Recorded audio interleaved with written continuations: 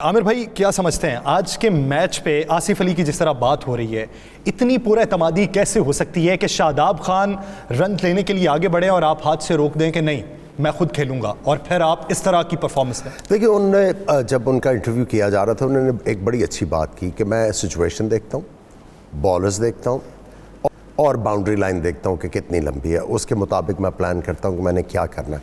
और ये जो बॉलर लास्ट में कर रहे थे बॉलिंग, इनके पास वो कंट्रोल नहीं है, इनका एक्शन इस तरह का है कि ये कंसिस्टेंटली गेन कर ही नहीं सकते एक लाइन लेंथ के ऊपर। सो मेरा ख्याल है कि आसिफ अली ने बिल्कुल सही असेस किया कि हाला आईब्रो खड़े हुए थे ऊपर गए कि ये सिंगल इतनी बड़ी क्यों नहीं ली, लेकिन बता रहे कि कॉन्फिडेंस बहुत ज़्यादा था, उन्होंने पूरा सही कैलकुलेट किया हुआ था, कोई मसला नहीं है। जिस तरह उन्होंने मैच के आखिर में कहा भी कि मैंने शोएब भाई को कहा हम एक ओवर में 24 कर लेंगे, 25 कर लेंगे, हाँ 25 कर लेंगे, तो उन्होंने करके दिखा दिया। और ये इसको कहते हैं कि वन स्टेप अहेड रहना ऑपोजिशन। और मैं बार बार यही बात करता था कि आप अगर अपनी ऑपोजिशन को अंडरस्टैंड करके आएँ और उनको जिस पिच के ऊपर खेल रहे हैं उसको सही तरह रीड कर लें तो आपके लिए चीज़ें आसान हो जाती हैं। लेकिन हम जीत गए, हम सेमीफाइनल तक हमारा पहुंचना इंशाल्लाह ताला लाजमी हो गया, लेकिन कुछ चीज़ें अभी भी हमें इम्प्रूव करने वाली हैं बड़े मैचेस के लिए। कुछ चीज़ें इम्प्रूव करने वाली हैं, लगता है बहुत सी चीज़ें, ठीक है। और उसमें एक और चीज़ जिसको हाईलाइट करने की ज़रूरत है कि आज हैरान किया अफ़गानिस्तान के कैप्टन ने पहले बैटिंग करके, और उन्होंने पूरा गेज किया होगा। हम यही बात कर रहे थे कि ऑस्ट्रेलिया के ख़िलाफ़ श्रीलंका के स्पिनर गेंद को अच्छी तरह ग्रिप कर रहे थे, हसारंगा ने 2 आउट भी किए। आज ऑस नहीं पड़ी, आपने किसी टाइम पे नहीं देखा कि गेंद को वो सुखाने की कोशिश कर रहे हैं।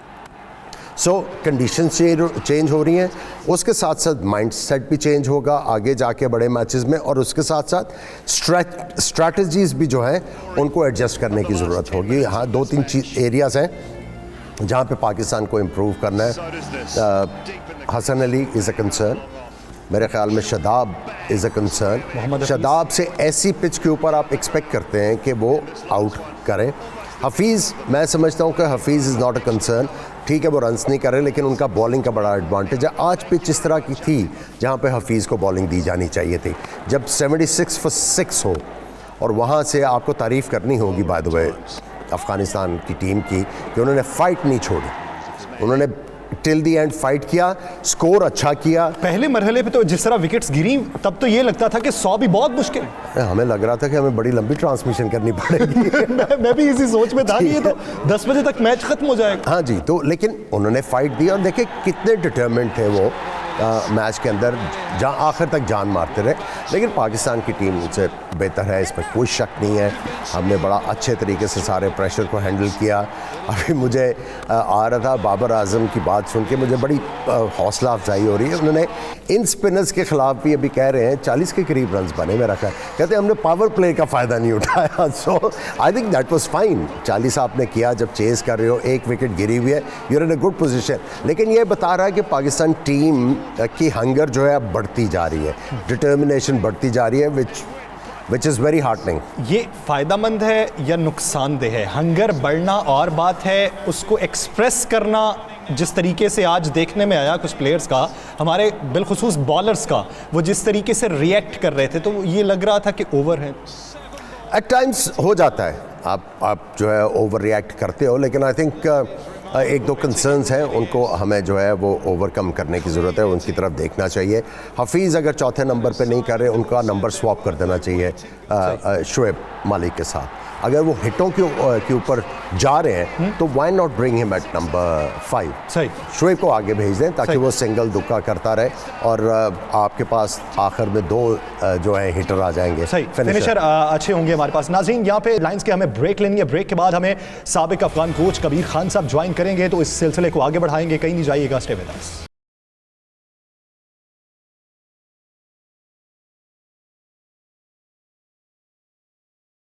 Welcome back. नाज़रीन, आज जिस तरह का शानदार मैच रहा है, इस शानदार मैच पर तजिया भी शानदार बनता है और तकनीकी जो खराबियाँ थीं, जो सलाहियतें थीं, दोनों तरफ अहाता करते हुए आज बात को आगे बढ़ाएंगे। हमें फिर से ज्वाइन कर चुके हैं, पोस्ट मैच ट्रांसमिशन में भी हमें ज्वाइन किया था उन्होंने, कबीर खान साहब, साबिक पाकिस्तानी क्रिकेटर हैं, साबिक अफगान कोच हैं, मौजूदा सऊदी अरब टीम के कोच हैं। कबीर भाई बहुत शुक्रिया 92 न्यूज़ को इस हवाले से अपना वक्त देने के लिए। मैं आपकी जानिब आता हूँ, आमिर भाई से पहले बात का आगाज़ करते हैं। आमिर भाई, क्या आप ये समझते हैं कि 17वें ओवर में जब दोबारा आखिरी ओवर रहता था उसका राशिद खान का, तो वो 17वां ओवर ठीक करवाया उन्होंने अपनी स्ट्रेटजी के मुताबिक, या फिर उधर फास्ट लगा लेते और अगला ओवर राशिद खान को देते? नहीं, आई थिंक उन्होंने ठीक चांस लिया, विकेट तो उनको मिल गई। आई थिंक एट टाइम्स जो है, जिस तरह हफीज़ ने भी राशिद खान के खिलाफ चांस लिया, फिर बाबर आजम ने, जब शुएब मलिक ने छक्का लगा दिया, फिर उसके बाद चांस लेने की ज़रूरत नहीं बनती। कई दफ़ा प्लेयर को एक बहुत तगड़ा बॉलर होता है, उसके खिलाफ अपनी ईगो साइड पर रखनी, जेब में रख लेनी चाहिए, क्योंकि सिचुएशन के मुताबिक उसको अगर आप विकेट ना देते, आप आराम से मैच जो है उसको जीत जाते। देखिए, मैं पहले से आपको कह रहा था कि इनके स्पिनर्स को आपने टारगेट नहीं करना, किसी और को टारगेट करना। आपने फास्ट बॉलर को टारगेट किया, उनके खिलाफ रन्स हुए, फिर नबी को भी काफ़ी ज़्यादा रन्स हुए। सो दो जो उनके बॉलर्स थे, आपने उनको डिनाई की विकेट्स डिनाई की। उसके बाद दूसरे बॉलर्स के ऊपर प्रेशर आया, उन्होंने ओवर ट्राई किया चीज़ें, उनमें उनको मार भी पड़ी और इवेंचुअली हम लोग जीत गए। सो it's all about knowing your opposition. अगर आप ऑपोजिशन को अच्छी तरह रीड कर लें तो आपके लिए मैच आसान हो जाता है। पहले कहा था, आप विकेट डिनाई करें, डेस्परेशन में बॉलिंग होगी, आपको खुद चांस मिलेंगे, और फास्ट बॉलर आपको जो है, इनके वो वाले फास्ट बॉलर्स ही हैं कि जो आपको मेरा ख्याल है कि वो आपको परेशान करते हैं, और वो आपको नज़र भी आया। यानी इंटरनेशनल मैचेस भी कम खेले हुए, बड़ी लीग्स भी कम खेली हुई हैं, तजुर्बा भी कम है, तो इसलिए दूसरी चीज़ है, एक्शन इस तरह के हैं कि उस एक्शन के साथ कंसिस्टेंटली जो T20 की रिक्वायरमेंट है, जिन लेंथ्स की, वो कंसिस्टेंटली वहाँ पे नहीं गिरा सकते। तो इसमें आपको एज ए बैट्समैन मौका मिलता ही मिलता है बड़े शॉट मारने का। कबीर भाई, मानना पड़ेगा अफगानिस्तान ने आज जिस तरह का टफ टाइम दिया है, एक ऐसे वक्त में कि जब 90 और 100 होता मुश्किल लग रहा था, उस पे 148 का जो टारगेट देना और फिर इस तरीके से बॉलिंग करवाना कि आखिर वाले 3 ओवर में मैच का पांसा पलटा। उससे तो पहले हमारी सांसें तो ऊपर ही थी। क्या समझते हैं आज का मैच किस हद तक खतरनाक था? ये मैच तो शुरू से हम सबको पता था कि उन्होंने टफ टाइम देना है। T20 की अच्छी कबीर भाई, एक्सपीरियंस्ड है, उनका गेम है, लेकिन साथ में तकनीकी वजूहात के बाद थोड़ा सा मैच को खुद मुश्किल। जी, आवाज़ आ रही है आपको? मुझे आपकी आवाज़ आ रही है। आपको मेरी आवाज़ आ रही है? जी, बोलिए। तो मेरे ख्याल में हम लोगों ने मैच को खुद ही मुश्किल किया, क्योंकि देखें, बॉलिंग में हमने बिल्कुल कंट्रोल किया हुआ था, उनको बिल्कुल दबाया हुआ था, और उसके बाद हम लोगों ने जो 21 रन का एक ओवर दे दिया, 15 रन का दूसरा ओवर दे दिया। जो उनका टेल का बैट्समैन था, जो इतना ज़्यादा उसके आदमी के एबिलिटी वाइज बहुत अच्छा होता है, आदमी को समझ भी आता है। 7वें 8वें नंबर का बैट्समैन से आप अगर रन करवाते हो, तो बाज़ का जब प्रेशर टाइम आएगा, जब हम मुश्किल में होंगे, तो ज़ाहिर बात है, जब सेमीफाइनल वाला स्टेज आएगा या जहाँ मैच फंसा होगा, वहाँ पे फिर हम ज़्यादा जो है वनरेबल हो जाते हैं, क्योंकि आपके फिर आप बॉलिंग किससे कराओगे उस वक्त। तो मेरे ख्याल में पहला जो अलार्मिंग चीज़ थी वो ये थी कि जब हम शुरू अच्छा करते तो we have to finish well as well, क्योंकि हमें पता था कि उनके पास स्पिनर्स है और उन्होंने हमें आराम से रन नहीं करने देने। दूसरे, आमिर भाई की जो बात है उसको बैक कर रहा हूँ कि टोटली 2 बॉलर्स हैं, उनको आपने रिस्पेक्ट देनी थी और उनको विकेट नहीं देनी थी। बाकी नबी ऑर्थोडॉक्स रन पे जाता है, बहुत अच्छा बॉलर है, लेकिन उसके पास ऐसी कोई वैराइटीज़ नहीं है जो आप नॉर्मल बड़े चलाएं लेंथ से बॉल करता है, वेरिएट करता है, लेकिन इससे ज़्यादा उसके पास वैराइटीज़ नहीं है। तो आपके पास 3 बॉलर्स थे टू हिट और मैच को बनाने की। हमने अननेसेसरली फिर विकेटें दी लोगों को, खुद ही प्रेशर बढ़ा दिया।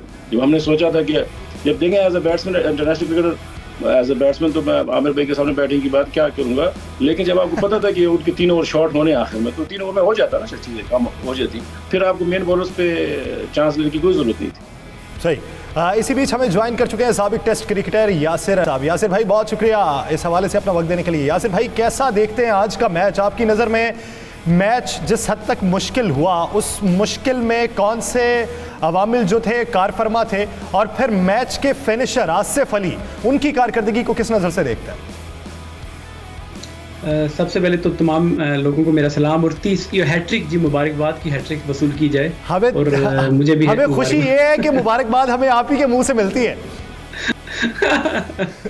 नहीं, अल्लाह ताला इस तरह की कई मुबारकबादें आपको भी दिलाए और मुझे भी दिलाए। देखिए आज का जो मैच था, सबसे पहले सरप्राइजिंग जो हुआ शुरू में, अगर पता नहीं बात हुई है कि नहीं, टॉस का जो नॉर्मली जो ट्रेंड चल रहा था वो यही था, टॉस जीत के टीमें बॉलिंग कर रही थी। मगर आज जो था कि वो तो आज वो उससे डिफरेंट हुआ। अफगानिस्तान ने खुद टॉस जीता। हम पोस्ट मैच ट्रांसमिशन में बात कर चुके हैं इस पे।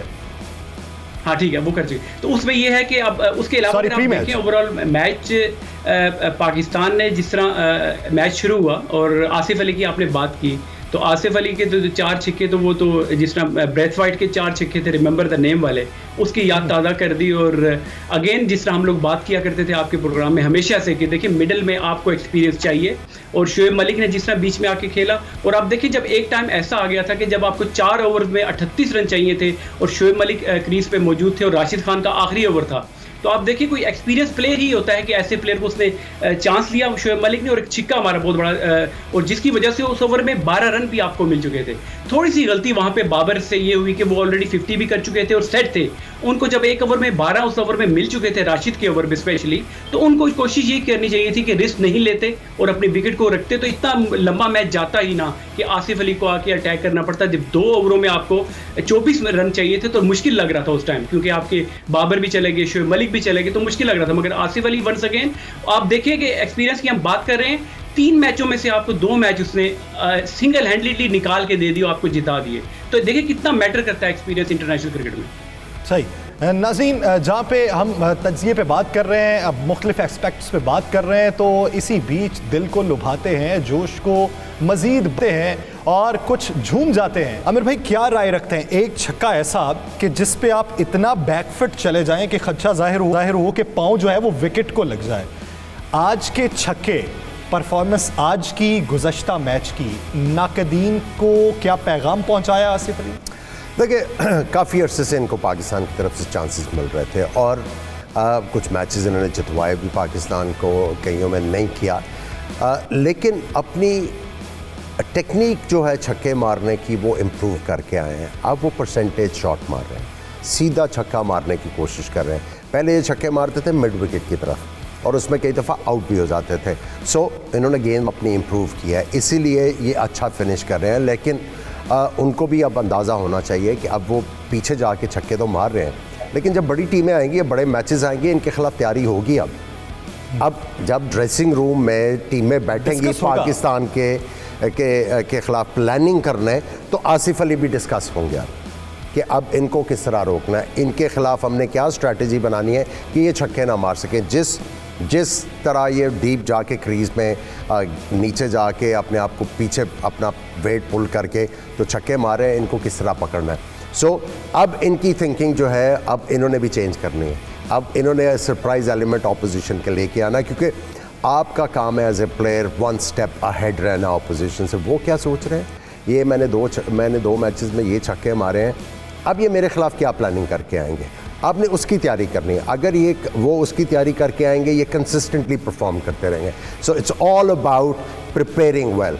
सो अभी तक तो इन्होंने ठीक ठाक काम किया। 2 मैचेस पाकिस्तान को बड़े मुश्किल हालात से इन्होंने जितवाए, लेकिन आप ये चीज़ देखें कि उनको भी क्रेडिट देना कि आपके जो एक्सपीरियंस है, जो टॉप ऑर्डर और मिडिल ऑर्डर जो है, वो मैच को लेके आता है ऐसी सिचुएशन के ऊपर जहाँ पे आके आसिफ अली फिनिश कर देते हैं। सो टीम जो है वो अच्छा खेल रही है, बहुत अच्छा खेल रही है। जो 2-3 चीज़ें हमने हाईलाइट की, वहाँ पे आपको इम्प्रूवमेंट की ज़रूरत है। मैं इस पे आता हूँ कि क्या हर रोज़ ये छक्के मैच जितवा सकते हैं कि नहीं जितवा सकते। कबीर भाई की तरफ आऊँगा।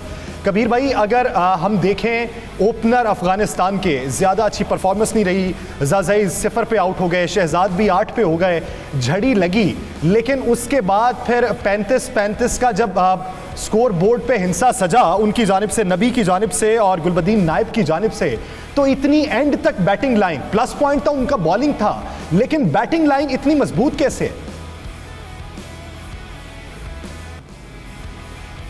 लेकिन जी वो मैच से पहले जब हम बात यही कर रहे थे कि बैटिंग 8-9 तक जाती है। वो सारे तकरीबन अच्छे ऑलराउंडर बैटिंग करते हैं और शौकीन है। असल में हर लड़का जो है उनका बैटिंग का इंतहाई शौकीन है और वो पूरी बैटिंग करता है। तो हमारी उनकी बैटिंग में मसला ये है कि प्रेशर को नहीं बर्दाश्त कर सकते, और उनका अगर आप देखें तो वही उनका शुरू से ही हमारे पास 8-9 बैट्समैन हुआ करते थे, लेकिन उसमें कभी ओपन वाले रन करते थे, कभी पीछे वाले करते थे। तो तकरीबन उनका जो बैटिंग जो स्टैंडर्ड है वो आगे पीछे अगर आप देखें 19-20 तकरीबन एक ही जैसा है, उसमें एक आध बैट्समैन को आप एक अलग स्टेज पे रख सकते हो, बाकी जितने भी हैं हम कई दफ़ा अपने 8 नंबर के बैट्समैन को ओपन करा देते, ओपनर 8 नंबर पर चला जाता था।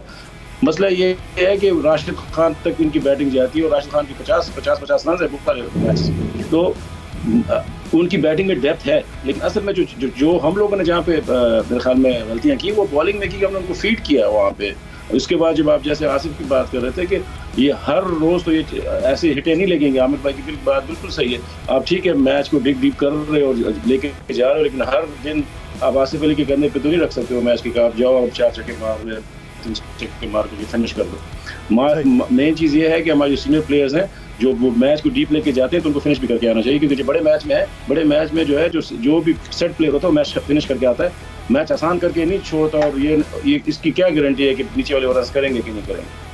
हर रोज़ जिम्मेदारी जो है वो आखिरी बल्लेबाजों पे नहीं डाली जा सकती, कभी कभार जिम्मेदारी अपने कंधों पर भी लेना होती है। यासिर भाई, प्री मैच जब हम बात कर रहे थे, जैसे आपने टॉस की बात की, तो आमिर भाई की राय ये थी कि ये ब्रेव डिसीजन है, जबकि कबीर भाई की राय ये थी कि मुझे ओवर ब्रेव डिसीजन लगता है। लेकिन अगर हम उनका टोटल देखें, इतनी मुश्किलात के बाद भी वो पार्टनरशिप अच्छी लगी और उसके बाद टोटल 148 तक वो चला गया, तो 148 का हदफ आपकी नज़र में कितना मुश्किल था या कितना आसान था? देखिए, ओवरऑल अगर पाकिस्तान की अगर आप बॉलिंग की बात करें तो बड़ा ही कंट्रोल रखा हुआ था पाकिस्तान ने। कप्तानी भी बाबर ने बड़ी अच्छी की। जो 18वां और 19वां ओवर था उसमें मेरे ख्याल से 36 रन पड़ गए। थोड़ा सा ट्रिक हमने मिस की कि हमने पेस के साथ ज़्यादा किया। ऑब्वियसली ठीक है, आपके पास अगर एक्सट्रीम पेस बॉलर्स हैं, जिस तरह 95 माइल्स एन आवर भी की, शाहीन अफरीदी ने भी अच्छी बॉलिंग की, तो ये एक सरप्राइज एलिमेंट तो था। मगर जब आप देखते हैं कि वो बीच में आपके पास स्पिनर्स भी हैं, बिगर बाउंड्रीज है, तो आप स्पिनर्स को भी यूटिलाइज कर सकते थे। मगर अगेन ये अप्स एंड डाउन T20 में लगे रहते हैं, आपकी प्लानिंग होती है, कभी कभी वो काम करती है, कभी नहीं करती। मगर उसके बाद भी देखिए ये 100 जितना भी टारगेट 140 प्लस का जो टारगेट था, ये इतना कोई ज़्यादा नहीं था। मगर अगेन बाबर की जो मैंने पहले बात की, बाबर को ये ख़त्म करके आना चाहिए था। आसिफ अली पे आपने हर दफ़ा ये नहीं होता कि आपको नीचे से आके आपके पावर हिटर उसको मैच फिनिश करके देंगे। जब एक प्लेयर अगर सेट हो जाता है, उसको आइडिया हो जाता है बॉलिंग का, डायमेंशंस का, तो उसको फिनिश करना चाहिए अपनी रिस्पॉन्सिबिलिटी। तो नेक्स्ट टाइम अगर ऐसी कोई सिचुएशन बनती है तो जो भी सीनियर प्लेयर पिच पे हो, इवन शोएब मलिक भी अगर हो, तो इन लोगों को ख़त्म करना चाहिए बजाय कि दूसरों पे छोड़ाए। तजुर्बाकार बल्लेबाजों को अपनी कारकर्दगी दिखानी चाहिए। नाज़रीन, गुफ्तगू यहीं से कंटिन्यू करेंगे। मेहमान हमारे साथ ही मौजूद हैं, यहाँ पे लेनी एक शॉर्ट ब्रेक। स्टे विद अस।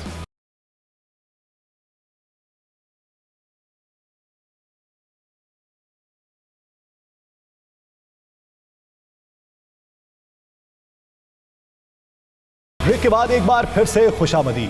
आमिर भाई, क्या समझते हैं आज के मैच में और गुज़श्ता मैचेस में शादाब खान की कारकर्दगी आप देखें, गालिबन इकॉनमी सबसे कम है उनका, लेकिन वो क्या विकेट लेने की कोशिश नहीं कर रहे? अगर कोशिश कर रहे हैं तो फिर इकॉनमी भी इतना नहीं होना चाहिए। देखिए, गेम टर्न नहीं कर पा रहे। आई थिंक जिस तरह की आज सिचुएशन थी, उनको 2-3 आउट कर देने चाहिए थे। अगर वो एक से ज़्यादा आउट कर देते तो अफ़गानिस्तान की टीम 140-77 तक पहुँचती। वो मेरा ख्याल है उनकी 120 के करीब इनिंग्स पैक हो जाती, लेकिन अनफॉर्चुनेटली वो स्कोर तो रोक रहे हैं।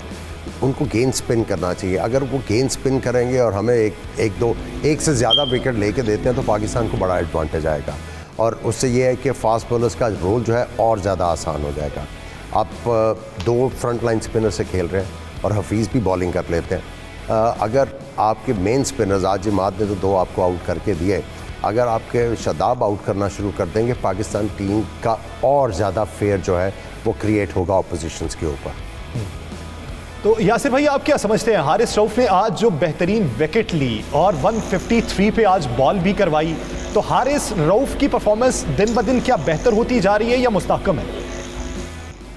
देखिए, हारिस रऊफ की अगर बात करें, जिस तरह की उनकी पेस और जिस एग्रेशन से वो बॉलिंग करते हैं, 1-2 मैचों के बाद उनको रन्स पड़ेंगे और वो रन्स उनको वो लीक भी करेंगे।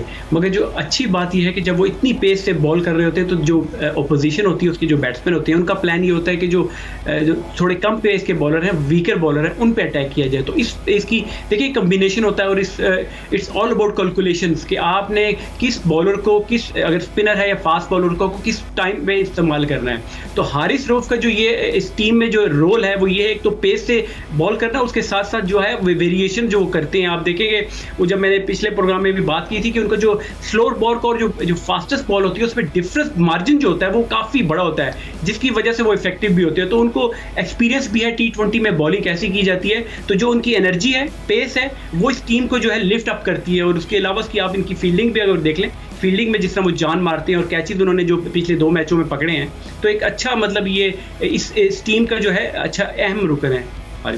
सही। कबीर भाई, आपने जो गुर सिखाए अफगानी टीम को, आज उसका असर ये हुआ कि एक बड़ी टीम मुश्किल में दिखाई दी पाकिस्तान की टीम। क्या समझते हैं कि कौन से शोबे ऐसे हैं अफगानिस्तान की टीम में जिसमें बेहतरी लाने की ज़रूरत है? ऑब्वियसली उनका जो पहले मेन उनका जो होता था, जो ऑप्शन होते थे, फास्ट बॉलिंग होते थे। आई वाज सरप्राइज के आई थॉट कि हमीद हसन क्रिकेट छोड़ चुके हैं, लेकिन Hameed Hasan was the 12th man today. वो क्वालिटी फास्ट बॉलर है। उसके साथ ज़दरान एक लड़का था, वो भी बाहर बैठा हुआ था। आई डोंट नो कि उनकी बॉलिंग फॉर्म कैसी, लेकिन if they are still playing and in the team, they are very worth to be in the squad as well. क्योंकि हमीद हसन एक ऐसा लड़का है जो 145 पे बॉल करता है, 140 प्लस कंसिस्टेंट बॉल करता है, और उसके यॉर्कर वगैरह और बहुत अच्छा बॉलर है। तो आई डोंट नो कि एकदम से जब से ये के स्पिनर्स आए और दे बिकेम स्टार्स, वो ट्रेंड ही चेंज हो गया अफगानिस्तान का। पहले वो फास्ट बॉलिंग की तरफ ज़्यादा जोर लगाते थे, अब स्पिनर्स ज़्यादा प्रोड्यूस करना शुरू कर दिया उन्होंने। लेकिन ओवरऑल इनका हर वक्त मसला बैटिंग का ही रहा है, बैटिंग की कंसिस्टेंसी और बैटिंग ऑर्डर में, क्योंकि जो प्लेयर्स पिछले 15-20 साल से खेल रहे हैं वही अब भी वही मेन प्लेयर हैं। मेन काम जो अभी तक अंडर 9 के 1-2 लड़के नज़र आ रहे हैं, उसमें इनकी जो प्रोडक्शन है बैटिंग की वो कमज़ोर है। और जाहिर बात है कि उसको जब तक बेहतर नहीं करेंगे T20 के लिए, ओवरऑल तो टीम के फॉर्मूला अच्छा लगता है, लेकिन ये हर वक्त 8 या 10 बैट्समैन, जितने बैट्समैन पे आप डालें रन्स, उससे कोई फ़र्क नहीं पड़ता। जब तक कंसिस्टेंट बैटिंग नहीं करेंगे टॉप ऑर्डर रन्स नहीं बनते। सही। आमिर भाई, क्या समझते हैं आज का मैच का जब आगाज़ हुआ ही वाइट बॉल से, एक्स्ट्राज जो हैं पाकिस्तान की जानिब से जिस तरह दिए गए और जिस तरह स्टार्ट पे एटीट्यूड रहा, आप क्या समझते हैं कि उसमें बेहतरी क्या आनी चाहिए? देखिए, पिछले मैच में भी हमने देखा कि नो बॉल्स हुए हैं। क्रूशल मैचेस में नो बॉल और फ्री हिट जो है वो बहुत ज़्यादा फ़र्क डाल देती है। इस तरह के फॉर्मेट में एक बड़ा ओवर मिल जाए ऑपोजिशन का तो एकदम से कॉम्प्लेक्शन चेंज हो जाती है। हम लोग वाइड्स भी हो रहे हैं, उसके बाद नो बॉल। आज शाहीन शाह अफरीदी ने भी हाइट ऊंची पे बीमर किया जो नो बॉल हुआ। लकीली हमें उनके ऊपर रन्स नहीं पड़े, उन फ्री हिट्स के ऊपर। हमें ये वाला जो डिपार्टमेंट है उसको इम्प्रूव करने की ज़रूरत है। कोशिश करनी चाहिए कि हम बहुत ज़्यादा स्टिंजी हो जाएं जब एक्स्ट्रास की बात आती है। देखिए, लेग बाइज के ऊपर तो आपका कोई कंट्रोल नहीं, बाकी चीज़ों के ऊपर आप कंट्रोल कर सकते हैं। तो आई थिंक यहाँ पे डिसिप्लिन और बेहतर करने की ज़रूरत है, और स्पेशली नो बॉल्स का आइंदा से ख्याल रखना। देखिए, अफ़गानिस्तान की जो आज की परफॉर्मेंस है अगेंस्ट द बेस्ट साइड, जो अभी तक जितने भी टीमों ने खेला है इस T20 वर्ल्ड कप में, आपको जो पाकिस्तान का जो कॉम्बिनेशन है सबसे बेहतर वर्क करता नज़र आ रहा है। बड़ी मेथोडिकल क्रिकेट खेल रहे हैं हम लोग। ठीक है, 1-2 गलतियां आज हुई जिसकी वजह से मैच मुश्किल हुआ, लेकिन we got over the line eventually. Afghanistan अब एक फेयर फैक्टर ले आया है इस टूर्नामेंट में, इंडिया के ख़िलाफ़ भी और न्यूजीलैंड के ख़िलाफ़ भी, इसमें कोई शक नहीं है। देखें, कंटेंशन उनकी भी है, वो भी सेमीफाइनल में क्वालिफाई कर सकते हैं। उन्होंने 2 मैचेस खेलने हैं, मेरा ख्याल एक उसके ख़िलाफ़ एक और इजी मैच है उनका अगेंस्ट नमीबिया। आई थिंक वो उनके ख़िलाफ़ अच्छी परफॉर्मेंस देंगे, 4 पॉइंट हो जाते हैं उनके। और उसके बाद अगर वो एक बड़ी टीम को हरा देते हैं, लाइक न्यूजीलैंड को, न्यूजीलैंड की टीम थोड़ी सी वल्नरेबल लग रही है आपको, डेफिनेटली वल्नरेबल लग रही है। उनका बॉलिंग अटैक वो वाला नहीं है जो फेयर लेके आए। उनके बोल्ट जो हैं वो कोई इतने इफ़ेक्टिव बॉलर नज़र नहीं आ रहे। सारा डिपेंडेंस उनका फास्ट बॉलिंग डिपार्टमेंट पे है सऊदी के ऊपर, लेकिन सऊदी भी जो है वो वाला वो पेनिट्रेशन वाली बॉलिंग नहीं करे क्योंकि पिचेस इस तरह की नहीं है।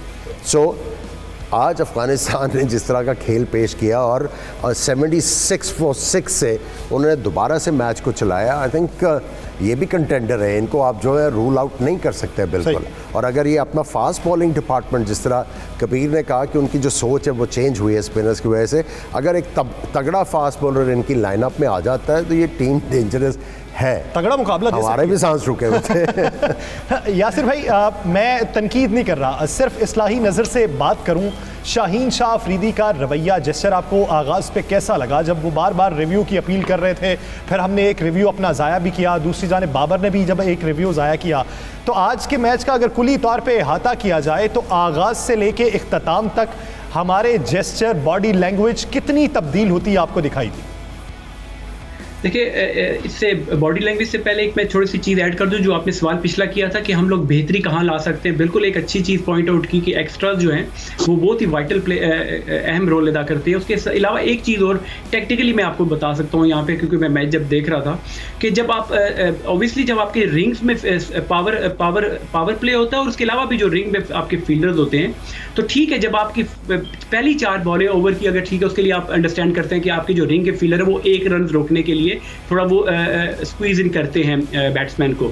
मगर जब आपकी 4 बॉलें हो जाती है, लास्ट 2 बॉल्स रह जाती है, एग्जांपल मैं आपको देता हूँ, पावर प्ले खत्म हो रहा था, हसन अली बॉलिंग कर रहे थे और पॉइंट पे शॉट खेला लेफ्ट हैंड ने, नजीब ने मेरे ख्याल से, तो शादाब जो थे बिल्कुल आगे आए हुए थे, तो वो बाउंड्री भी रोकी जा सकती थी। ये छोटी छोटी टेक्निकल चीज़ें होती है जो I am sure management players को बताती होगी कि जब आप पावर प्ले पे या कभी भी आप last 2 ball of the over हो तो मेक श्योर करें आप रिंग से आए, रिंग में आके फिनिश करें, बल्कि रिंग से भी बाहर से शुरू करके रिंग में फिनिश करें। तो ये छोटी छोटी चीजें, इससे बेहतरी आ सकती है। आप 2-2 रन, 1-1 रन रोकते हैं, आपको एंड में जाके फायदा होता है।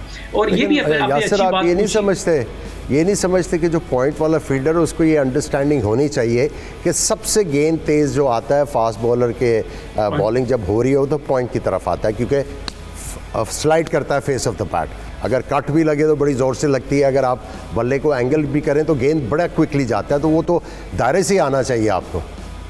तो फील्डर की अंडरस्टैंडिंग गलत हो। 95 miles an hour and then 90 miles shine जब कर रहे हो तो आपको एडजस्ट करना पड़ता है कि बॉल ने डेफिनेटली तेज आना है, तो वहां पे तो सिंगल वो ले गई नहीं unless until ball pop up करके आगे गिर जाए, तो उसके अलावा जब भी आएगा वो तेज आएगा। तो ये आपको एंटीसिपेशन की बहुत ज़रूरत होती है। जो फील्डी गली और इस तरह के गली या इस पॉइंट पोजीशन पे फील्डर्स होते हैं, तो एंटीसिपेट करना बहुत ज़रूरी है। उसके बाद आपने जो पूछा ना रिव्यू का, ये थोड़ा सा हमारे कंसर्निंग है, क्योंकि 2 रिव्यू तो आपने शुरू में लेने, पहले ओवर में आप लेने जा रहे हैं और नजर आ रहा है कि वो लेग स्टंप से बाहर या मिसिंग द स्टंप्स कर रहे हैं, तो रिजवान को यहाँ पे चार्ज लेना पड़ेगा as a wicket keeper senior player, क्योंकि बिहाइंड द स्टंप वो खड़े हैं। क्योंकि अगर बॉल अगर लेग स्टंप पे जा रहा है तो रिजवान को पता होगा कि तो हर बार हाथ खड़े किए। बिल्कुल, तो ये उसको बेहतर होना, रिजवान को थोड़ा सा बेहतर अपने इस जजमेंट को बेहतर करना पड़ेगा। क्योंकि आप अगर क्रूशियल मैचेस में अगर अपने रिव्यू लॉस कर दें, क्योंकि बॉलर, मैं खुद बॉलर हूं, मैं हर जब भी कभी बॉल पैड पे लगेगा तो मैं डेफिनेटली अपील करने चाहूंगा और मेरा होगा कि मैं रिव्यू लेके विकेट ले लूं। मगर जो है कप्तान और आपका जो कीपर है, ये उनकी रिस्पॉन्सिबिलिटी बनती है कि वो बड़ा प्रिसाइज होकर इस तरह के डिसीजंस पे फैसला लें। ये तो समझते हैं फास्ट बॉलर, जिस तरह यासिर ने कहा गेंद बीट भी होता तो ये समझते हैं एज लग गया है, रिव्यू ले लो। अपना क्रेडिट तो लेना है ना, खुद पे मान भी तो होता है। कबीर भाई आपकी तरफ आऊँगा, क्या समझते हैं कि पाकिस्तान ने इंडिया को अपने दोनों ओपनर्स से ही हरा दिया था? अब अगला मैच 3 तारीख को अफगानिस्तान का इंडिया के साथ है और अफगानिस्तान वो टीम जिसने पाकिस्तान को टफ टाइम दिया। 3 तारीख वाले मैच को किस नज़र से देखते हैं? क्या समझते हैं इंडिया के लिए कितनी मुश्किल है? देखिए जी, आमिर भाई ने बड़ी अच्छी बात की निशानदेही की है कि इंडिया फिर भी स्पिनर्स को खेल लेता है, लेकिन जाहिर बात है ये उनकी लीग्स में खेलते हैं, उनके सारे बैट्समैनों को ये जानते हैं।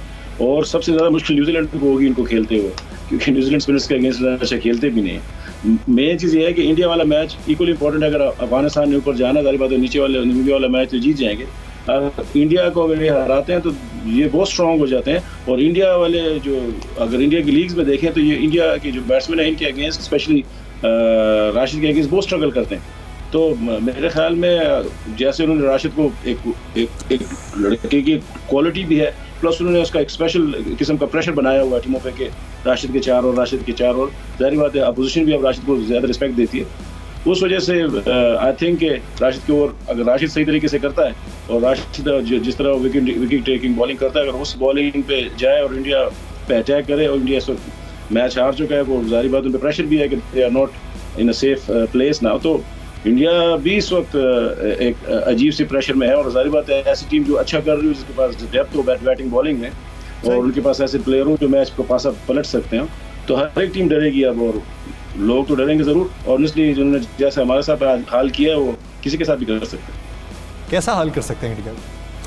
देखिए जिस तरह कबीर ने कहा, अगर ये अपना फास्ट बॉलिंग डिपार्टमेंट थोड़ा सा उसको एडजस्ट करें तो इनकी ऐसी बॉलिंग है कि ये फेयर फैक्टर तो है। देखिए आज जो जिसकी वजह से पाकिस्तान आराम से आज मैच जीता, खैर आराम से तो नहीं, आज छक्के लगे, लेकिन एक चीज़ याद रखनी है, अभी 1 ओवर पड़ा हुआ था पाकिस्तान का 1 ओवर था, ठीक है, इतना पैनिक वाला बटन नहीं था। और हमने यही कहा था कि फास्ट बॉलर्स के अगेंस्ट स्कोर हो जाएगा, स्पिनर्स को विकेटें नहीं देंगे, आपका आराम से स्कोर हो जाएगा।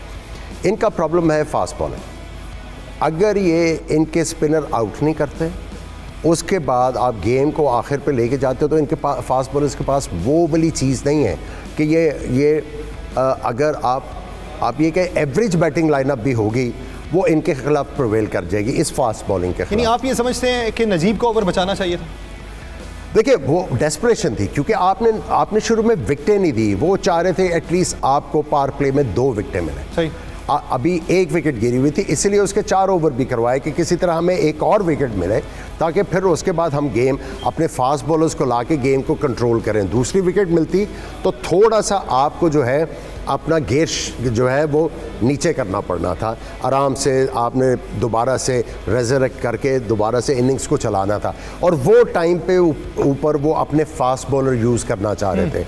चूँकि हमने उनको विकेटें नहीं दी, वो जो स्पैन था जहाँ पे उनको विकेटें नहीं मिली, फास्ट बॉलर के यूसेज हुआ, हमने रन्स किए, प्रेशर जो था उनके ऊपर चला गया, और वो उसके बाद उस प्रेशर को वो ठीक है उन्होंने फाइट बहुत की, मैच थोड़ा सा बनाया भी, लेकिन एक्सपीरियंस और एबिलिटी पाकिस्तान टीम में ज़्यादा थी। तजर्बाकारी कभी कभार काम आती है और कभी कभार नहीं, बल्कि हमेशा ही काम आती है। एक बार ऐसा होता है कि तजर्बाकारी के सामने लकीली वैसा माहौल नहीं होता जिसकी वजह से हार देखना पड़ती है। नाज़रीन, गुफ्तगू को आगे बढ़ाएंगे, लेकिन एक शॉर्ट ब्रेक के बाद कहीं नहीं जाइएगा। स्टे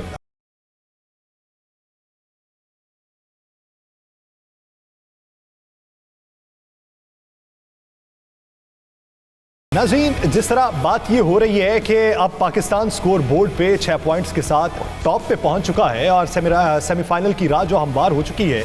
अब देखना ये है कि दूसरे ग्रुप से हमारे मद्दे मुकाबिल टीम कौन सी आती है। तो कल बड़े मैचेस होने वाले हैं, तो कल ये फैसला हो पाएगा कि पाकिस्तान का मुकाबला किसके साथ एक्सपेक्टेड है। तो आमिर भाई की तरफ बढ़ते हैं। आमिर भाई, कल ऑस्ट्रेलिया और इंग्लैंड का जो मैच है, एक बड़ा मैच है, उसी मैच में फैसला होगा कि पहले पे कौन है, दूसरे पे कौन है। क्या देख रहे हैं कल के मैच? देखिए कल बड़े तगड़े मुकाबले हैं। श्रीलंका ने भी एक मैच जीता हुआ है और साउथ अफ्रीका ने भी एक मैच जीता हुआ है। दोनों में से जो जीतती है वो अपने लिए राह हमवार करेगी कि वो फाइट में आए और कंटेंशन में आए कि दूसरी टीम इस ग्रुप से कौन सी होगी जो सेमीफाइनल तक रसाई हासिल कर सकती है। कल पहला जो मुकाबला है, ऑस्ट्रेलिया और इंग्लैंड का जो मुकाबला है, वो तो बड़ा कांटेदार होने की उम्मीद है, क्योंकि दोनों टीमें फॉर्म में हैं, दोनों टीमों ने 2 मैचेस जीते हुए हैं, दोनों टीमें जो है वो अपनी धाक बिठाना चाहेंगे एक तगड़ी टीम को हरा के दूसरी टीमों के दिमाग में, क्योंकि आपने आगे बड़े मुकाबले करने हैं। तो अभी से आप धाक बिठानी शुरू करेंगे तो फिर ऑपोजिशन जो है प्रेशर में आना शुरू होंगी। तो कल का दिन जो है मेरे ख्याल में one of the most interesting day है कल इस टूर्नामेंट का, तगड़े मैच। कबीर भाई, आप क्या समझते हैं कल के मैच में ऑस्ट्रेलिया और इंग्लैंड में पलड़ा किसका भारी हो सकता है? दोनों तरफ परफॉर्मेंस देखें हम, इंग्लैंड की टीम मुस्तहकम है, लेकिन ऑस्ट्रेलिया जिस तरह बल्लेबाजी का मुजाहरा कर रहा है, शानदार उनकी टीम मैनेजमेंट है और गेम प्लान भी शानदार उनका जा रहा है। तो कल का दिन फिर मैच कैसा देख रहे हैं? देखिए जी, मुझे भी लगता है कि ऑस्ट्रेलियन टीम का पल्ला थोड़ा भारी लग रहा है, क्योंकि वो एक टफ फॉर्म होने के साथ साथ हर वर्ल्ड कप में वो टफ होके आती है और पूरा प्लान करके आते हैं। इंग्लैंड ने भी ऑब्वियसली प्लानिंग की है, पूरी उनका एक डेप्थ है बैटिंग बॉलिंग फील्डिंग में, लेकिन ऑस्ट्रेलियन थोड़े स्ट्रांग लग रहे हैं और इस थोड़ा सा मॉरली भी हाई लग रहे हैं। तो मेरे ख्याल में जारी बात है कि मुझे लगता है कि ऑस्ट्रेलियन टीम को थोड़ा सा एज है। आमिर भाई, अब जब हम ब्रेक में बात कर रहे थे, आप भी यही राय रखते थे कि ऑस्ट्रेलिया को एज ज़्यादा है। किन बुनियादों पे, कौन सी टेक्निक? ऑस्ट्रेलिया के पास ऐसे प्लेयर जिस तरह स्मिथ है, वो इनिंग्स को लेके चलते हैं। इंग्लैंड के पास जितने भी बैट्समैन हैं वो सारे हिटे मारने वाले बैट्समैन हैं।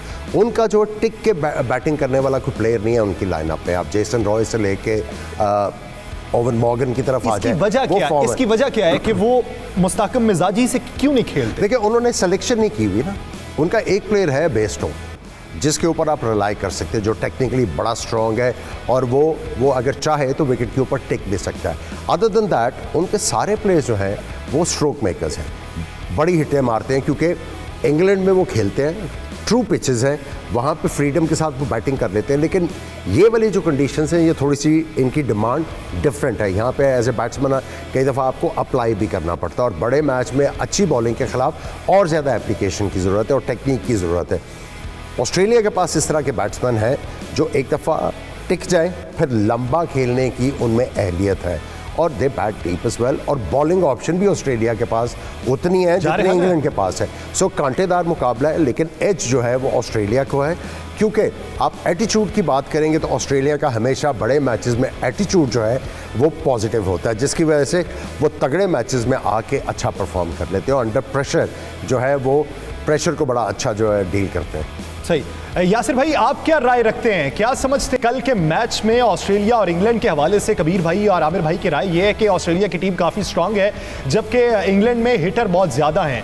कल की गेम स्ट्रेटजी, आप कल के नताइज क्या देख रहे हैं? देखिए, बहुत ही इंपॉर्टेंट मैच है उस पूल का और उससे तयन होगा कि कौन सी टीम पाकिस्तान से क्योंकि पाकिस्तान ऑलरेडी सेमीफाइनल के लिए क्वालिफाई कर चुका है, तो वहाँ उस मैच से पता चलेगा कि पाकिस्तान ने किसके साथ सेमीफाइनल खेला है। दोनों टीमें बहुत अच्छी T20 की क्रिकेट खेल रही हैं, मगर मैं समझता हूँ कि जिस तरह की टीम है वो वेल बैलेंस्ड है। अगर आप उनके ओपनर देखिए, वो अटैकिंग खेलते हैं, मिडल में आके लिविंगस्टन को देख लें, वो अच्छे फिनिशर इयन मॉर्गन भी हैं, और स्पिनर को भी अब अगर आप देखें तो आदिल रशीद और मोइन अली, जिस तरह मोइन अली नए बॉल से अच्छी बॉलिंग कर रहे हैं, तो मुझे ज़्यादा वेल बैलेंस टीम जो है अगेंस्ट ऑस्ट्रेलिया कल के मैच में मुझे इंग्लैंड की लगती है, और उसी मैच के बाद तयन होगा कि पाकिस्तान ने किसी सेमीफाइनल खेलना। यानी आपकी राय कुछ मुख्तलिफ है, ठीक है, तज्जिया अपने हिसाब से हो सकता है। कबीर भाई, आप क्या समझते हैं कल जो साउथ अफ्रीका और श्रीलंका के दरमियान मैच है तो डू और डाई दोनों टीमों के लिए है, क्या समझते हैं श्रीलंका की टीम साउथ अफ्रीका की टीम को कितना टफ टाइम दे सकती है, या मैच आपको एकतरफा लगता है? जी, श्रीलंका की टीम अब वैसी टीम नज़र नहीं आ रही जैसे होती थी पहले। वर्ल्ड कप के और प्लस जो प्रेशर वाले मैच आ रहे हैं साउथ अफ्रीकन का भी सारी बात है, उनकी टीम में भी वो भी ऑन द डे बड़ा अच्छा परफॉर्म करते हैं, फिर बाज़ औक़ात नहीं करते। ऑनेस्टली आई थिंक उधर जो है श्रीलंकन टीम की अपने कंडीशंस हैं, स्पिनर्स हैं, विकेट स्लो हैं, तो आई थिंक श्रीलंका अगर थोड़ा सा हिम्मत लगा के खेले तो जीत सकती है आराम से। शॉर्ट कमेंट चाहिए, प्रोग्राम का इख्तिताम होने वाला है, क्या समझते हैं? श्रीलंका मैच तगड़ा होगा।